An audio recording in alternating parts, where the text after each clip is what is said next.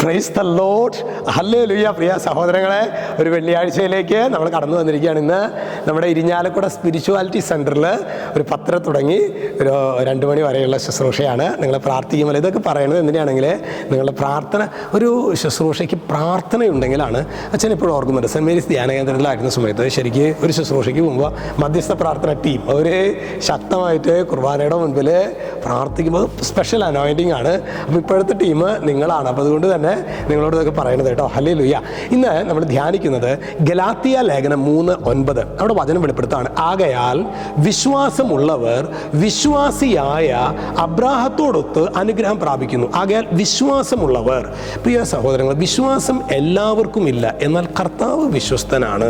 അപ്പോൾ സ്വർഗത്തിൽ നിന്ന് ഓരോ കൃപകളും നമ്മൾ സ്വീകരിക്കാനുള്ള അടിസ്ഥാന മാനദണ്ഡം എന്നുള്ളത് ഞാൻ വിശ്വാസത്തിൽ വളരാൻ ആഗ്രഹിക്കുക എന്നാണ്. നമ്മൾ നോക്കി എല്ലാ ഒരു പക്ഷേ കുർബാനയ്ക്ക് പോകുന്നവരുണ്ടാകും, അല്ലെങ്കിൽ നോമ്പിലെ മറ്റ് പരിത്യാഗങ്ങൾ എടുക്കുന്ന നമ്മൾ എത്ര പേര്, പ്രിയ സഹോദരങ്ങളെ, ഈശോയെ എൻ്റെ വിശ്വാസം, നിന്നിലുള്ള വിശ്വാസത്തെ വളർത്തണമേ എന്ന് ഹൃദയം കൊണ്ട് പ്രാർത്ഥിക്കുന്ന. നമ്മൾ പലപ്പോഴും പറയും, ഞങ്ങൾക്ക് അങ്ങനെ വിശ്വാസമൊന്നുമില്ല, ഞങ്ങളങ്ങനെ അച്ഛനെ പോലെ വൈദികനൊന്നുമല്ലല്ലോ എന്നൊക്കെ ചിലപ്പോൾ പറയാറുണ്ട്. ഞാൻ ചോദിക്കട്ടെ സഹോദരങ്ങൾ, നമ്മൾ എത്ര പേര് നമ്മൾ ഈ വിശ്വാസത്തിൻ്റെ കൃപയെ വളർത്താനായിട്ട് നമ്മൾ എത്ര പേര് പരിശ്രമിക്കാറുണ്ട്?